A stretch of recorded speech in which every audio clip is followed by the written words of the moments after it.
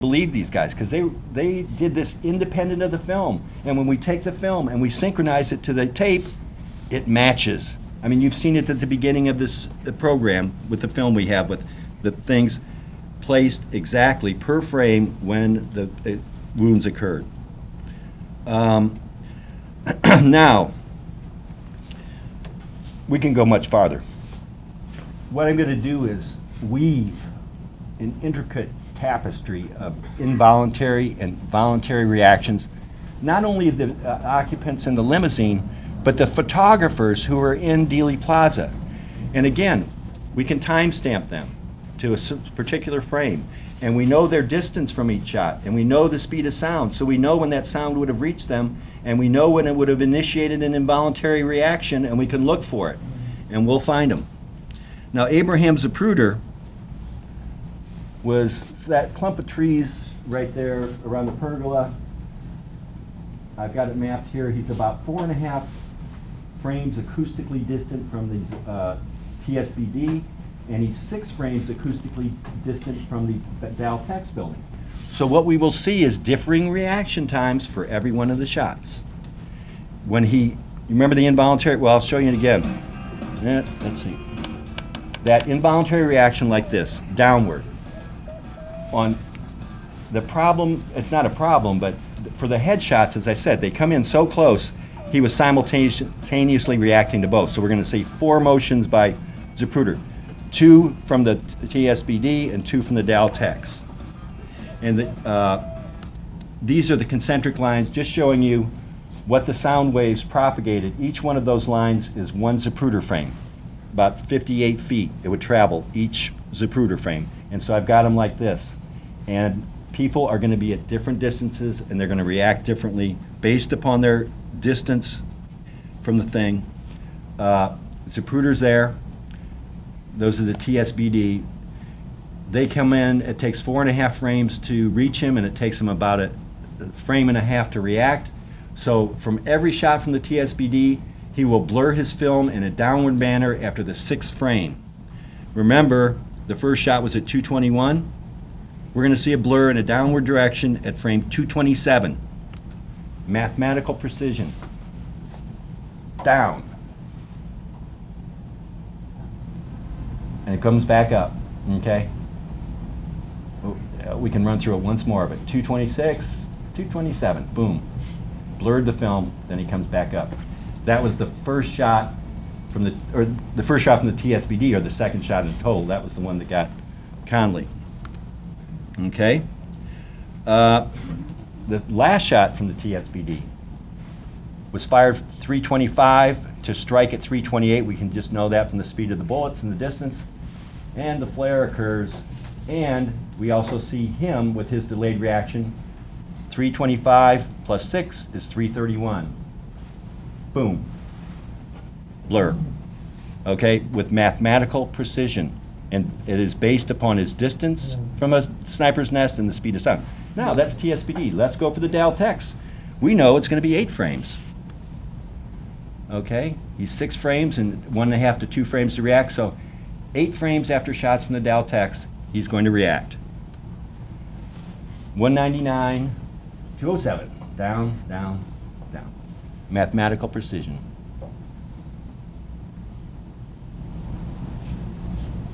204, 205, 206, 207 starts blurring. Okay, we have 2 distinct sets of reactions by him. And he can duplicate that for the last shot. 309, 310 is when it was shot, 331. 310 plus 8 frames is 318. Let's just watch it again. 314, 15, 16, 17, blur. 8 frames, mathematical precision. Now we don't have to stop there. The backfire. Phil Willis, whose daughter was the one who turned her head, was also taking a photo. This is when he took that photo at 139. Now, the backfire, this is it's not as precise because I really don't know exactly where it came from, but I'm assuming it's by a motorcycle that was in the motorcade right next to them. It was fired about 135, 136. It took possibly 1 frame or even less to get to him. It took 2 frames, and he blurred his photo at 139. And we know we can compare that photo with the Zapruder film, and I can tell you it was taken at 138, 139. He blurred his picture in an involuntary startle reaction with mathematical precision. His daughter made a voluntary reaction with mathematical precision as soon as she could in 4 to 5, because it took her 1, so 135 plus 1 is 136 plus 4 or 5 is 141 is when she starts turning. It goes by real fast, but she snaps her head right there. You can see how fast the frames are going. But she was responding to the same shot that he was, okay? Backfire. Nope. Weiss and Ashkenazi and Barger had no idea there was a backfire going on, or when it was. Phil Willis also took a picture, another picture. He didn't blur it, but what he said was, when I took it, I heard the shot simultaneously. Well, guess what? He's 3 Zapruder frames away. It originated at 199, got to him at 202, and that's exactly when he took his photograph, and that's exactly his testimony. And you can see him taking his picture at 202, and up there, just to the right of that green sign, is Abraham Zapruder on his pedestal, filming Willis while Willis is taking a picture of him, okay? Again, mathematical precision based upon distance and speed of sound. Another person, Charles Bronson, said he blurred a photo when he heard a shot. Well, he was 6 frames from the TSBD, so 221 plus 6 is 227. It took him 2 frames to react. He took his picture at 229, okay? Again, different people, different distances, all synchronizing exactly with the tape. I've shown you the one flash. There was a crack in the windshield. Not only did the fragment hit Connolly's wrist, well, this is kind of cut off right here, but can you just pull that to the side and see if it'll work? No, it's not going to move. Anyway, there's a small flare at 314 because a fragment of that bullet that went through Kennedy's head also cracked the windshield in addition to doing Connolly's wrist. Okay, and it happens 1 frame later. And we also have seen already the last flare from the bullet hitting the windshield frame at 328. Now, I'm just going to run through this again. This is the Zapruder film with the soundtrack.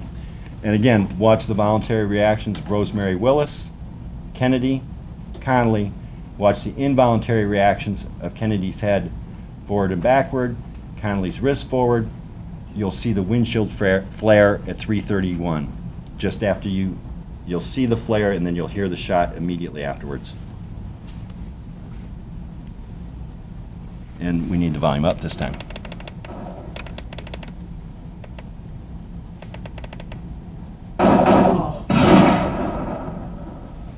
Now there is a slight delay, but there should be because, you know, bullets travel faster than sound. That was the backfire. Voluntary, voluntary. Involuntary, involuntary flare. And this is basically a virtual soundtrack. It's not perfect because back then there was ambient sound, there was echoes, there was everything going on. But if you can clearly hear every one of those shots, that's exactly what you would have heard. And we see all of the involuntary and involuntary reactions occurring at the precise time they should for every one of these shots that was identified by the HSA acoustic experts. Those are not sounds from the tape. No, because the tape is almost inaudible, yeah, basically. And they had to do a lot of mathematics. It's a very complicated process. They had to subtract out the motorcycle hum, lots of stuff. But whatever they did, they sure nailed it because they got every shot down to the 100th of a second, okay? Now, I have attempted to get this material peer-reviewed in the medical literature. No one's going to publish it, okay? And I've tried numerous journals. And I don't know if you can read this, but I will read it for you. This was probably the quintessential letter of rejection from the Journal of Forensic Science, a medical publication devoted to science and the search for truth and what's right. And here's what they told me. some words of explanation to you are in order with respect to this submission. First, there appears to be nothing materially wrong with this work from a technical standpoint. Okay? Wow. However, the central issue for us, for some time, has been whether to reopen this controversial matter in this publication. No. This problem surfaces periodically when we receive a submission such as this one. They haven't received submissions like mine, okay? I have again discussed this matter again at length with knowledgeable people on our board. It's not just the editor, it's the board of the Journal of Forensic Science who's saying this, okay? I am persuaded at this time that no re-examination of the evidence and data in the case, no matter how carefully done, will put the controversial issues to rest, nor convince the various different opinion holders of the errors in their ways. In addition, publication of any medical or technical item on this case, in our view, would open the floodgates, open to a flood of items, even the sum total of which would not in the end settle anything or lay the matter to rest. Okay? Now this is a medical scientific journal, and that is their policy. Wow. And that's why you've not seen this for 20 years. Wow. But it didn't stop me, because I knew I was right. And my whole journey started with those x-rays.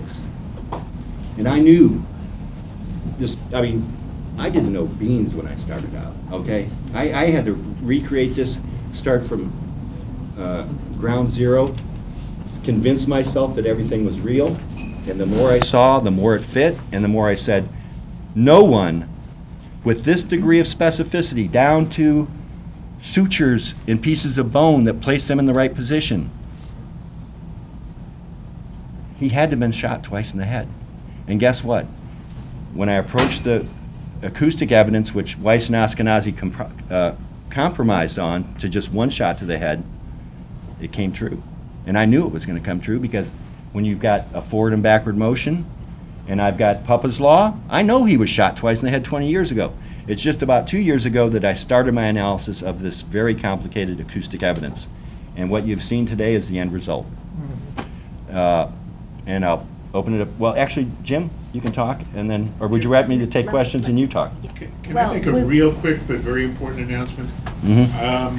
I'm Jerry Polikoff. I'm the executive director of the AARC, and we're all four of us on the board.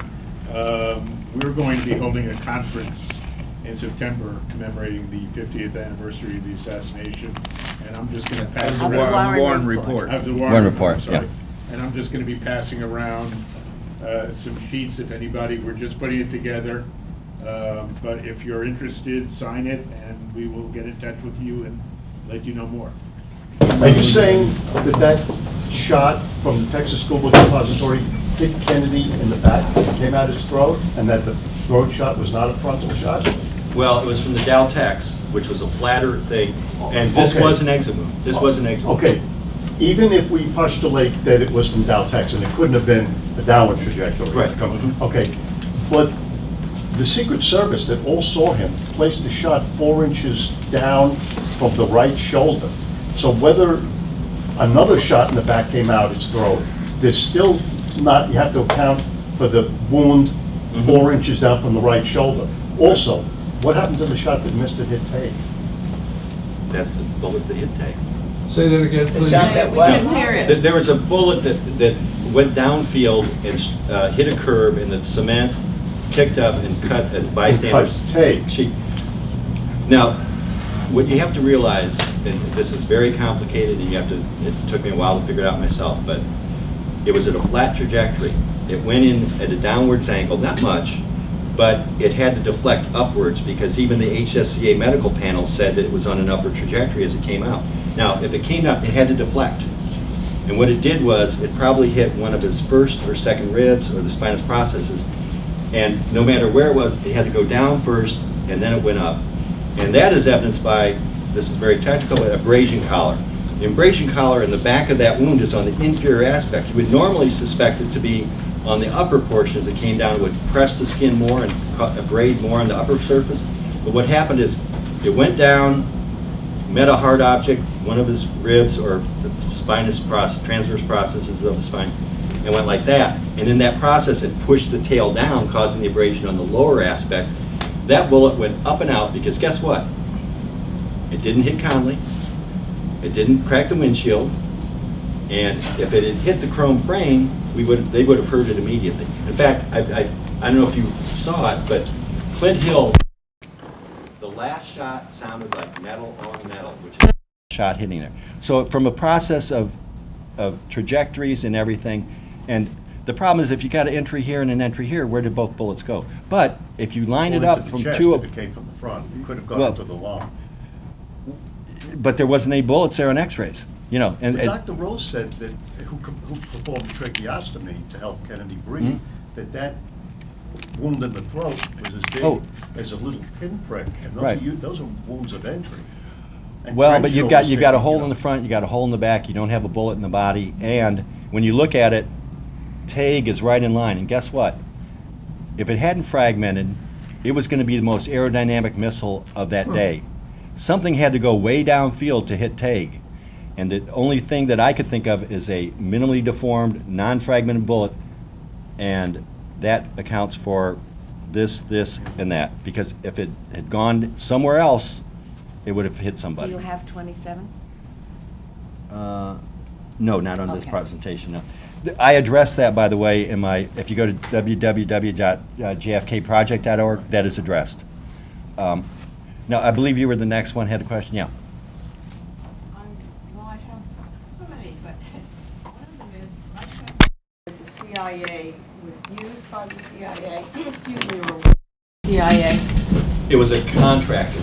Yeah, Okay. well, the head of it was, Jerry, you actually interviewed him. Yeah, John Lindsay, and he actually had worked for the CIA Okay. before he went to head ITAC. Right, And I did interview him. Yeah, and the ITEC did contract work for the CIA, developing spy satellites and doing photo reconnaissance. So if there's, of course, one theory that the CIA was behind the assassination, one of the many, would they not have tried to influence ITEC's conclusions if they did Well, it? I think if you read the ITEC study closely, you'll notice, actually you may not because you may probably have not read the whole study, but the way that they nuanced the movements of Connolly's hand and Kennedy was such that you had to make an extra jump to say, oh, you know, what you're really saying there is that they were shot by different bullets, okay?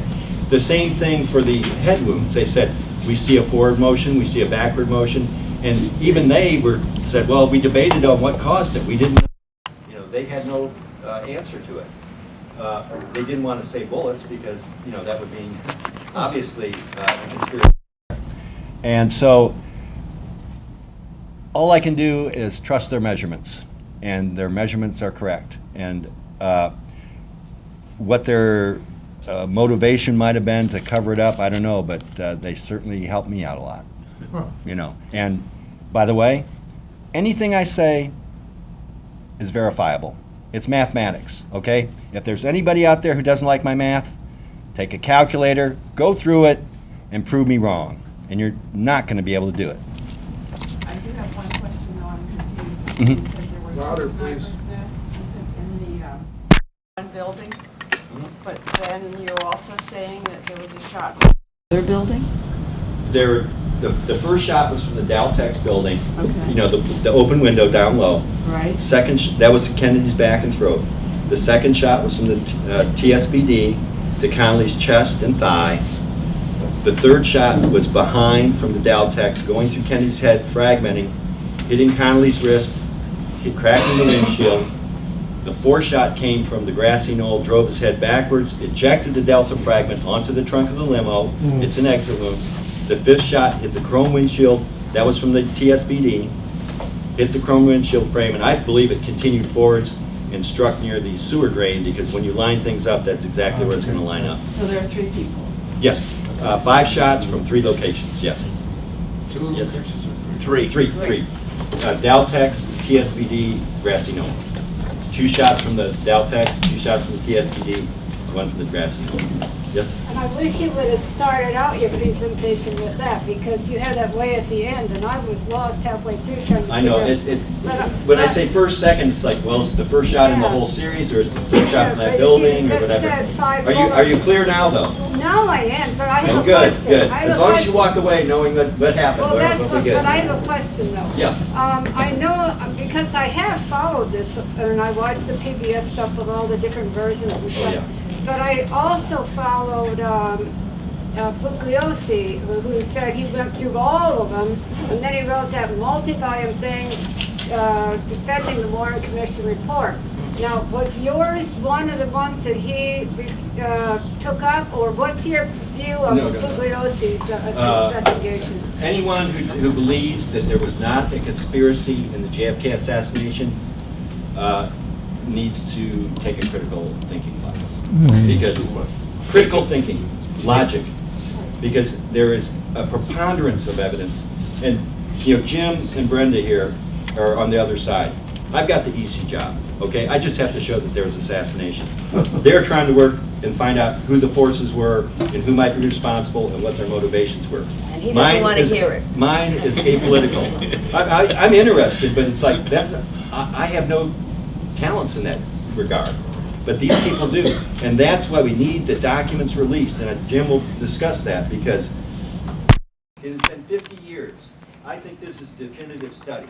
I can any audience of open-minded individuals who have critical thinking capabilities, and they're going to believe, and they're going to know that JFK was shot from 5 shots from 3 different directions, and there was conspiracy because one nut in the 6th floor of the TSBD couldn't have done it, okay? That is a fact. Now, if that's a fact, we need to release the rest of these documents, because the American people deserve to know the truth. We've waited too long. Yeah. Randy, how sure are you that those shots came from the TSBD? Because Absolutely, absolutely. Why Because are you so sure? because of Zapruder's reaction. He reacts differently to the 2 different sets of shots. They had to be at different distances. But what makes us so sure they came from that window?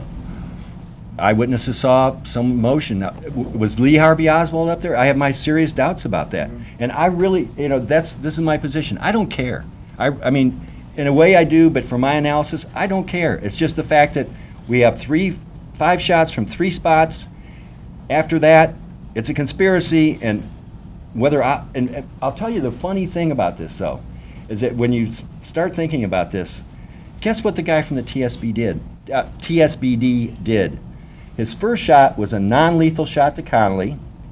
His second shot hit the chrome windshield frame. Whoever it was who was up in that window could only be charged with conspiracy of murder or attempted murder, because he was not the deadly gunman. The deadly gunmen were in the Daltex and the Grassy Knoll. So the 6th floor museum's in the wrong building. Yes? Yeah, this is a crucial question, because I've become aware of this by, I think, Doug Horn and Jim Fetzer, about this Zapruder film. And the Hostile. Here's my answer. the provenance of the Zapruder film, and the fact that there were 2 different versions of it that were edited a couple of days after the assassination. Well, let me just So say, that would throw off, and some people said there were frames missing. well, that's what I'm going to address right now, is that if there were a significant number of frames missing, more than one, it would only, I would see if there was 1 frame by the map. There isn't one missing. And if you want to say, well, someone cut out 3 from, what's cutting out 1/6 of a second going to do? What are you hiding with that 1/6 of a second? What about the cross corroboration of other photographs? Uh, All the photographers, what they show is cross corroborated by the Zapruder. Oh, yes, that's true. Yeah, and The theory was what it showed was a much larger ejection of matter from Kennedy's head. well,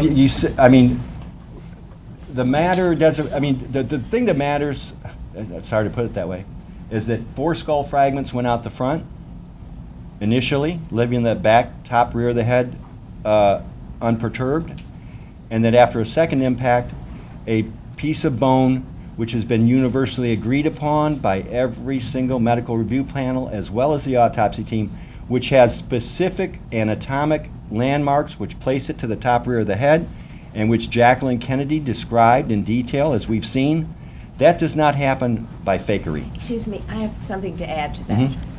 If any of these substitutions or removals were done deliberately, it's really odd, because the precise construction of the film and of the audio tape prove unequivocally that there were 5 shots and from 3 different sites. It would have been incredibly stupid of any agency to have put it together that way. Yeah. Except that the tape was never released, it was stolen. Yeah. We never saw the Zapruder film, it was stolen by Well, but Robert if they Grossman faked it, why would they from do No, it? no, no. No, no, no. No. Yep, we got That's another not the question. case. Can you address the physics of Kennedy's reaction when he had that mass? I just want to know, is it possible that behind, he could have reacted that way? Is it possible? Well, it would have to be an involuntary reaction. No, Yeah. the massive head wound, when after he reacted, is it possible? Because the Warren Commission says that, yes, of course, that bullet came from behind, and that, Right. but is it possible, is the physics of his reaction, is it possible that a bullet from behind can cause Kennedy to react that way? Well, no, it took 2 bullets, because the first bullet from behind moved it forwards, and the second bullet from the front moved it backwards. Yeah, so is it possible for Kennedy to have been shot from behind that killed him, and he reacted that way? Is it Oh, possible? no, because... It's not possible. Because it happens I mean, it's on Yeah. 1/10 of a second. Yeah. You know, and the other thing is, have you ever tried to throw your head backwards? You know, you can't do it, okay? I mean, you don't do it fast, and you can't, I mean, and plus, if it's voluntary, but his head is blown, his neurons are gone. He can't So react. it's impossible that a shot from behind could cause him to react backwards and to the left. I believe right? so, yeah. Yeah. And to me, it's very, we've got Papa's Law here, okay? Yeah. This, I mean, I can take, in fact, if I had the time, I could show you the pictures of his head, and I can show you the missing corner of the bone fragment, the delta fragment that's in those autopsy photos. Everything fits down to the tiniest detail that I can determine. And to me, as I've gone along, there's no fakery. If someone tried to fake it and make it look like there wasn't a conspiracy, they failed miserably, you know, because in Weiss and Ashkenazi and the HSCA, down to the 100th of a second, and they didn't have any guidance. How does that happen? That's science, okay? That's mathematics, and that's how things work out. By the way, Gruden was working with a copy of the Z film, not the original. Yeah. I know My that. question is about spotting the location on the grassy knoll, like in the Daltech building, you show the window Uh-huh. open. Oh. Aren't there pictures of a possible person by the grassy knoll? And Yes, Is that yes. how you spotted it, through those? Well, I differ somewhat from the HSCA. How long did we go? Till 7? Yeah, half hour. Yes. Okay, all right, because I want to give Jim time. Yes. Okay. Josiah Thompson, Tink Thompson, wrote a seminal work, 6 Seconds in Dallas. There was a fellow, Sam Holland, who was on the overpass, who watched the events and immediately ran over there because he saw a puff of smoke. Near that site, there was a car where there had been, he said it looked like lions pacing in a cage, waiting for someone with cigarette butts there. And he had S.M. Holland stand behind the fence, and he took a picture of it. And there was like a little, he said there was a little anomaly, which may be the head of the guy. I don't know, but I can tell you there was a gunman there. Because he's not photographically documented, I'm sorry, I wish we had clearer photos of that. This would all have been over many years ago. But the physics and the timing just dictate that there was someone there. And he was in a position in the shadows where he has not been photographically identified to this day. When Jackie lunges backward in the limo after the last, she's attempting to retrieve the delta fragment? Yes. Clint Hill testified and then spoke recently about it. I think it was in his book. I haven't read that yet. But what he said was that he saw gave it to her and pushed her back into the car. And He pushed her back. Well, he kind of moved He her into didn't the. lunge back. Well, he said that, but it didn't happen. Yeah, but it certainly isn't on the film. But he put her, he remembers putting her in the car. In any event, he does remember giving her the segment. And she took it into the car or with her, and it was removed from the car seat at Parkland. Well, no, actually it was found. The Secret Service, I thought. Well, the Secret Service found it on the flight back. It was in the rear seat of the limo.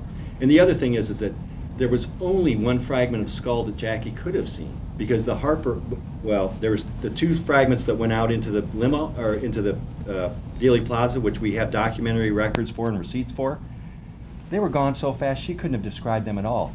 The other two that which were also in the documentary record,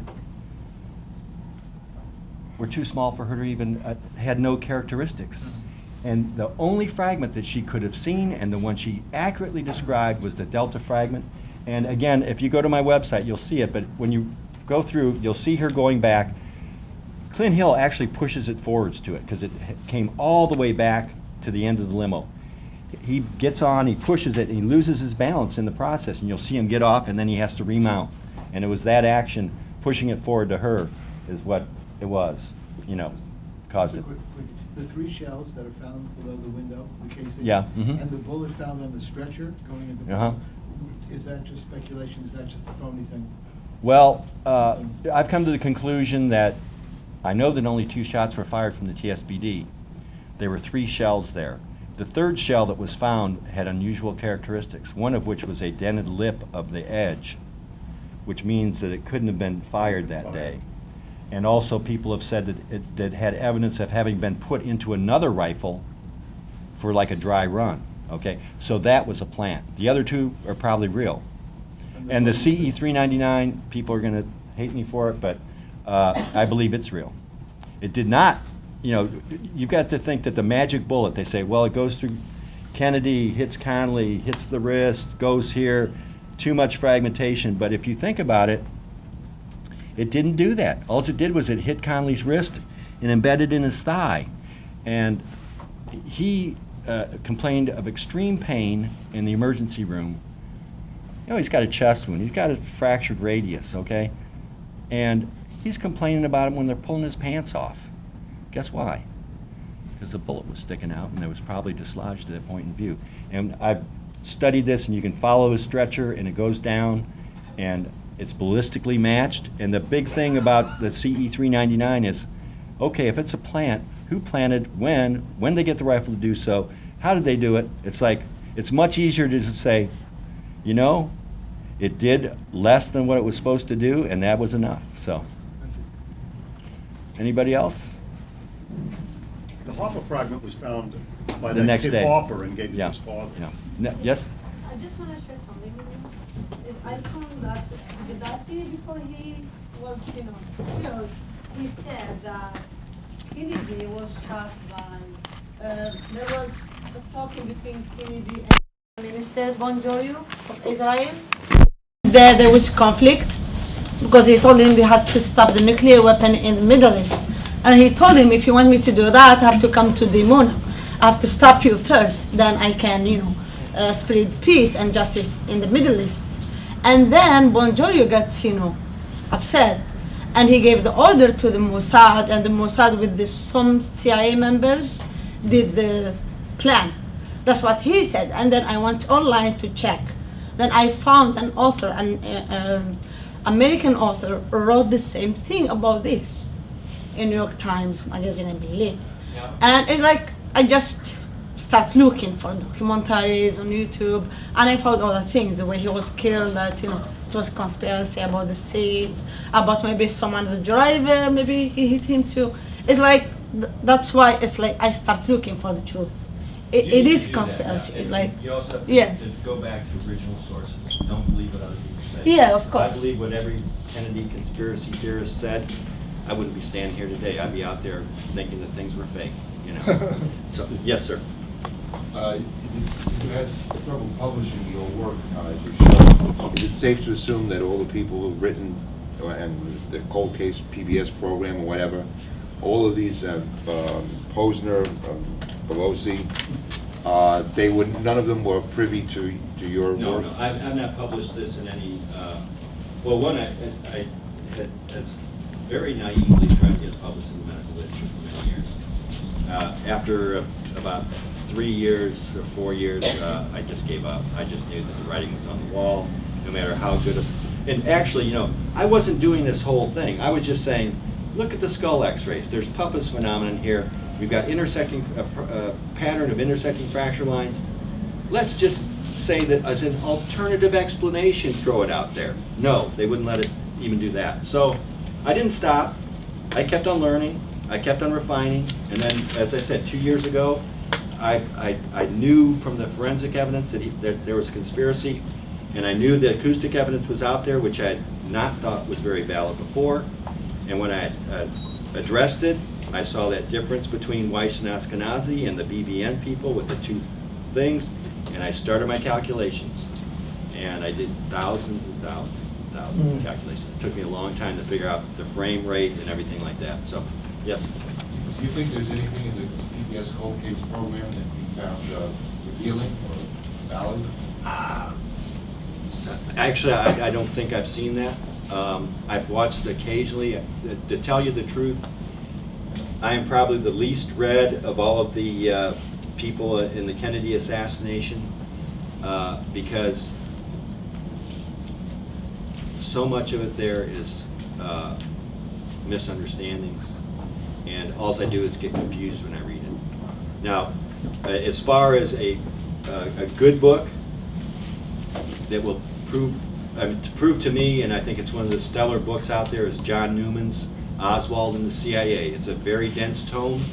It's about this thick, but when you get through with that book, if you don't think Oswald had intelligence contacts, then again, you need to go to a critical thinking class. And why don't we take a break now, and unless you want to go right through, Jim, or I can go right now. Okay, great. Thank you.